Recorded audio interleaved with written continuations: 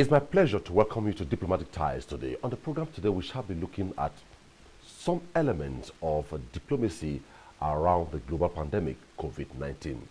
Are you aware that Israel is the first country to record herd immunity regarding the global pandemic? What lessons for the world? What would Africa learn from it? And indeed, what would the Presidential Steering Committee on COVID-19 also learn from these? We shall also be touching on cybersecurity. Nigeria recently launched a policy, and we sustained conversation on that. And after then, since then and now, where are we heading? My guest on the program today is a regular face on the program, Professor Leonard. Professor Leonard is a professor of political science and international relations. Good to have you on the program, Prof. How is Israel as of today? Oh, Israel is kicking well. Israel is doing well, although we are in the mix of forming a government since after the election. The Netanyahu government wasn't able to form a coalition to form a government, and the president has so handed it over now to the Lapid, which is the left side, to form a government. Whether she would be able to do that, it's another question, but so far so good. The politics is going on very well. But that does not alter what the constitution says in Israel. No, it does not alter what it says. It's just the idea that the various parties are not agreeing with each other to form a government. Anyway, let's head to the issue of discuss today. I'm looking at the fact that Israel has reached herd immunity regarding the containment of the global pandemic COVID-19. What do you make of this? Well, Israel started vaccinating her population right from early December. Somebody will ask how and why. Israel has been one of the global pilot country that hosts most of the pharmaceutical companies. Small, yet, but able to put together a massive vaccination program quickly and effectively because of the presence of these pharmaceutical companies that are all around Israel. So basically, if I ask you as a professor or an expert in political science and international relations, looking at the global governance challenge COVID-19 posed, Israel at this stage has already attained herd immunity. What do you make of it? Yeah, honestly, Israel was fast. And Israel entered into negotiation as early as this issue cropped up with drug makers. They were able to talk to these drug makers. They were able to subscribe for it, and they were given the ability to deliver. One thing that went good for Israel is that Israel has a vast public health infrastructure, a public good that has developed through heavy public investment since its creation some 75 years ago. One of the basic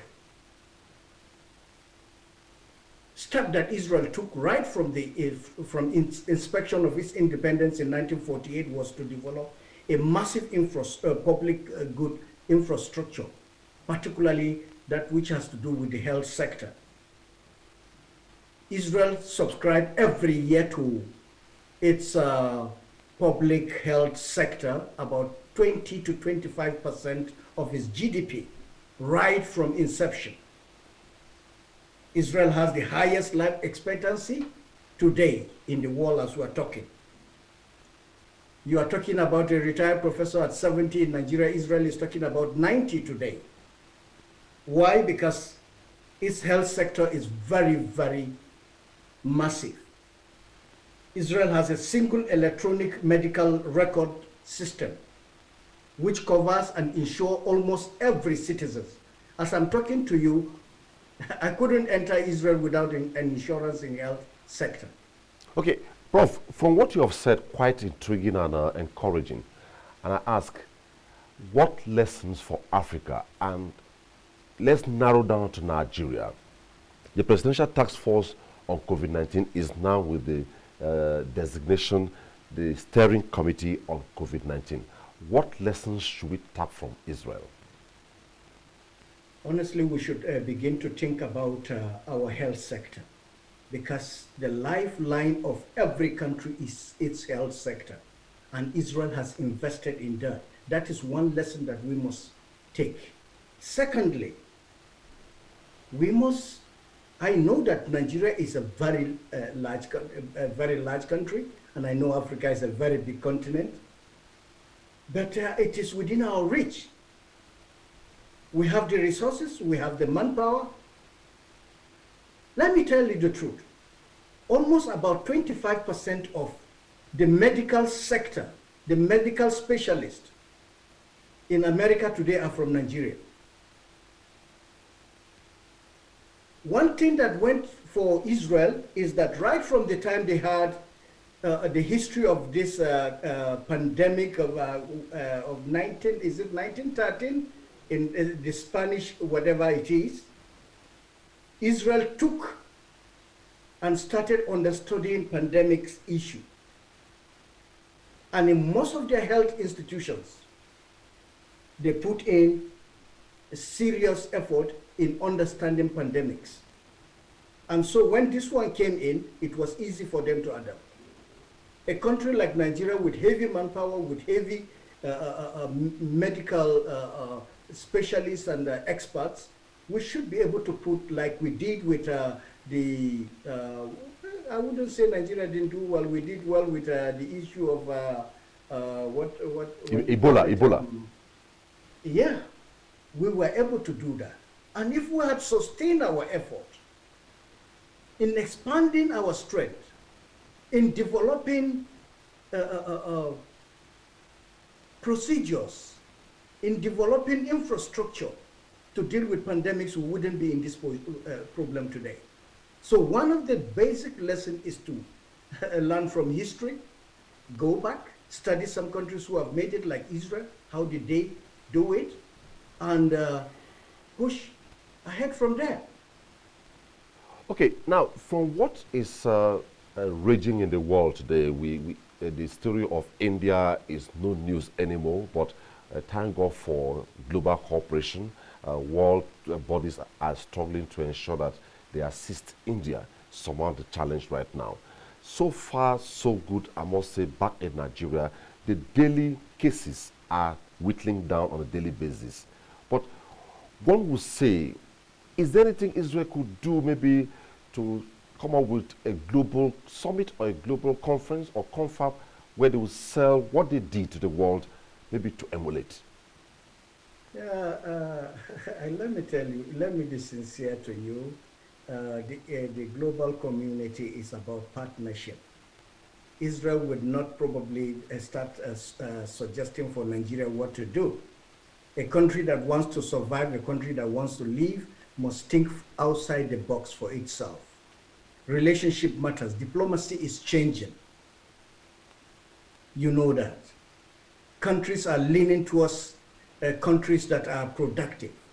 And if your country is not ready to lean towards countries that are progressive and are productive, there's nothing that country can do for you.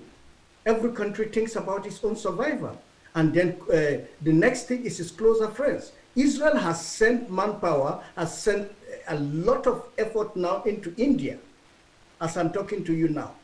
They are mitigating the issue of oxygen, they are mitigating the issue of shortage of manpower, because Israel is developing this COVID drug in partnership with India. They have gone a long way, and most of the European countries are now coming to do the pilot project in Israel. Most of all this technological development you see today, from IT to medicine to everything, The pilot research is done here in Israel. So I ask you, if I want to be a bit sentimental here, let's say, what can the AU or ECOWAS do maybe to partner or strategically collaborate with Israel to bring this novel idea to West Africa and indeed Africa, AU? It takes leadership, it takes capacity, it takes responsibility, it takes ingenuity. It takes country to come out clearly to say, look, we need help. If you don't come out, you don't do that, nobody cares about you. Today, Africa is one of the countries that, like I keep saying, there is no continent like Africa, although the map designed Africa to look small. But the size of Africa, the size of its resources, the size of its manpower, the size of whatever you think of that will make for the survival of a nation or a continent or a country is there in Africa. Our problem is leadership. Once the leadership is resilient, once the leadership is proactive, once the leadership is concerned about its citizens, once the leadership wants to turn around things in Africa, she would do it. Partnership is easy, but the steps comes from leadership.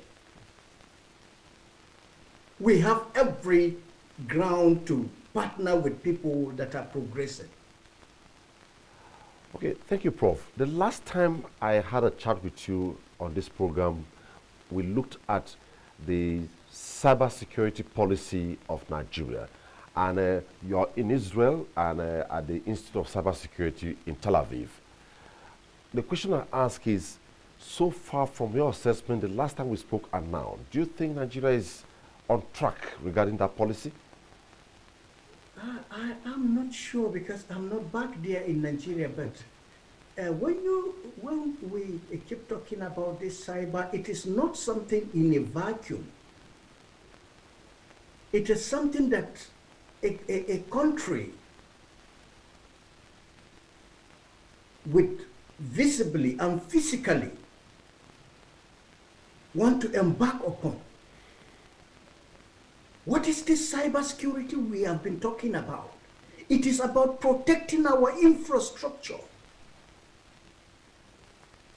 guiding it so that all these prefers will not be there to touch it. We have seen a situation in Africa today, almost every part of Africa is porous. We are plagued now with the issue of conflicts, we are plagued with the issue of terrorism, we are plagued with the issue of insurgency, we are plagued with the issue of kidnapping and adoption, and everybody is afraid of. Technology is proven to be one of the main stake that a country that wants to survive must have to begin to garner and develop. Today, you cannot do anything on the roads of Israel, or you cannot take a pin. You would be spotted by the radar. The police are well equipped, the military is well equipped, the intelligence agencies are well equipped. The technology industries are guiding the state to the level of supplies of drugs, to the level of supplies of food.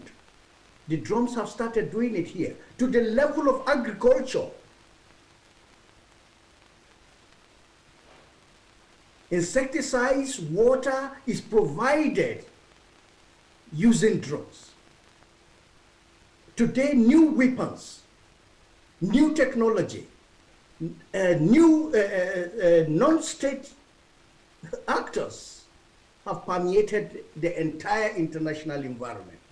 And Africa is beaten by poverty, environmental degradation. Africa is, what do I say? It's at the risk of evolving into in stabilized country, if you want to, in stabilized continent, if you want, we must begin to apply this technology to be able to set us free. Okay, Prof. Nigeria needs to do that Yeah. now. If you say we The must Boko begin, Haram started like, let me just take a minute. The Boko Haram started like a joke in 2009. Young people who are against education, young people who are agitated, today they have become a formidable force, creating surprises to Nigerian government.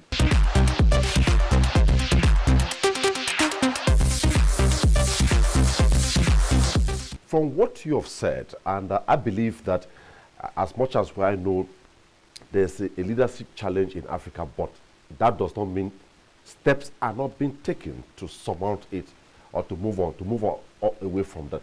Basically, a couple of days ago, the president of Nigeria, President Muhammadu Buhari, in an effort to surmount all these challenges, had an interface with the government of the United States of America. And one of the core in the discussion was the need to reshape and galvanize the shared values of the United States and Nigeria. And one concern Mr. President raised in that discussion with the United States Secretary of State was concerning climate change issues and security challenges in Lake Chad and the Sahel region. What do you make of this? Well, it's an effort, like I would say. It's an effort by a government. The effort has just started a little bit late. We found ourselves in a situation whereby if our leadership were proactive, we would have partnered with these countries earlier than this time. A country that is ravaged today by insecurity and is trying to all these things cannot be solved within one day. It takes long time. I've been following what is happening in Nigeria, talking about resources given to the armed forces to get equipment, to buy this, to buy that. It takes a signature. For you to apply, you must be an abiding country. You must be a peace-loving country. You must be a partner to other countries. And they must be sure that you're going to utilize these things for peaceful and for the protection of your citizens. Once they are not sure that you are going to use it for that, it will drag along. So partnership is very paramount and it's crucial.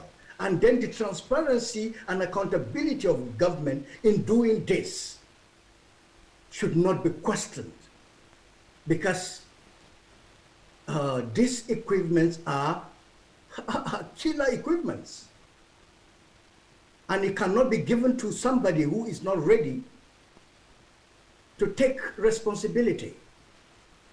So for you to get a better thing than AK-47 today, they must be sure that you would use it not against your people, but you will use it for the betterment of your people. Why are we talking about nuclear proliferations today? Why are we talking about proliferations of new weapons and small arms all over the places? People are trying to improve their security ratings. And if your security rating is not in the average, you may not be given any supply. Let me tell you, the differences between what you call the Soviet Union and the United States is just a thin line. Both of them watch what you're doing. Once they see that you cannot conform to the rules and regulations and you cannot abide by the standard and you are not transparent in what you're doing, nobody gives you anything. Anyway, let's come from the perspective of patriotism. You are a Nigerian based in Israel and studying in the Tel Aviv Cybersecurity Institute. And the last time we spoke, I asked you, are you soon coming to Nigeria to maybe transmit and transfer what you're learning over there to us here so that we know how to permeate? Are you available to Nigeria? You were tricky about your answer. What's your answer now? This is necessary. I came to Israel with that in mind. I'm motivated to find a way to solve this persistent issue of insecurity. And one of the major things I saw on the ground is the growing nature of technology. the changing nature of technology. And so I decided to drop to the level of being a student to study what the Israel government is. The place of choice for me was Israel, to study what they are doing, particularly in terms of technological development, in terms of how they counter terrorism, because they started it from 1948. And there's no country, like I said, that is surrounded with let's say, for them, enemies. And their question is survival, and existential survival. And so I thought it's necessary to now begin to see how they do it. How is the security sector set up? What are they doing in terms of countering terror? Is their deterrence policy working? Have they changed from deterrence to preventive policies? These are some of the things I wanted to know. And I found out that, look, Israel has partnered with most progressive countries. Any little technology they see that would enhance the stability of that nation and also help in the security of its citizens, they go for it. They have provided an environment that is not a safe haven today for any terrorists. Today they are developing vehicles, like I told you, that would guide you while you're driving, a laser vehicle that gives you an average thinking of 100 to 200 meters, telling you you have something ahead of you.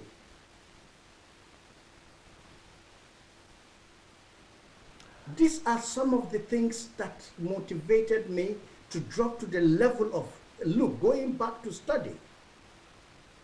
Well, Prof, in conclusion... And return back to my country to add value.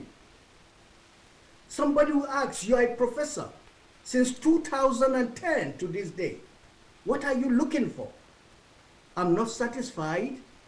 I've become a professor, but I have become a dull person until I get improved in certain areas again that will help my country move to safety. Okay, Prof, basically before we wrap up, there's a very strong word which you're familiar with.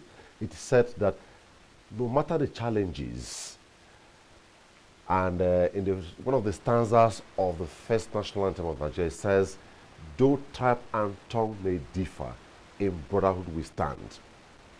The indivisibility of Nigeria remains sacrosanct.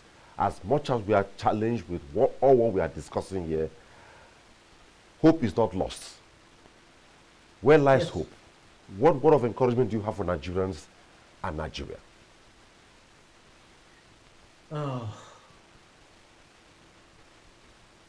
I will hasten to say our government must restore confidence to its citizenry,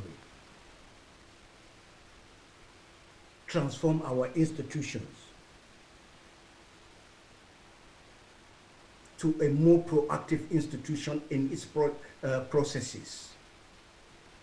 And thirdly,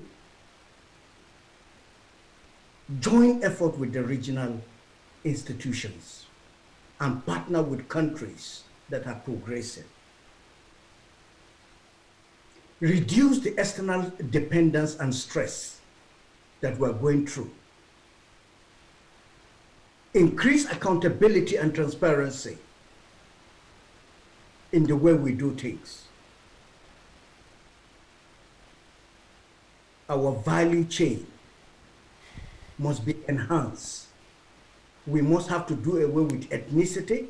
We must have to do away with religious and sectional dimension that we have taken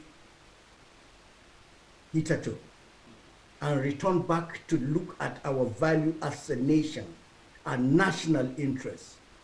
Begin to discuss the question or the subject matter Nigeria. Professor Francis Foa, it was nice, Leonard Foa, I beg your pardon, it was nice having you on Diplomatic Ties today. Thank you. You're welcome. Well, that was Professor Leonard. He joined me via Zoom in Israel. He's studying currently at the Tel Aviv Institute on Cyber Security. I believe you enjoyed it while it lasted. We looked at Israel attainment or containment of COVID-19 with the achievement of herd immunity and also issues around security and cyber crimes in the world. Thanks for being there. Bye-bye.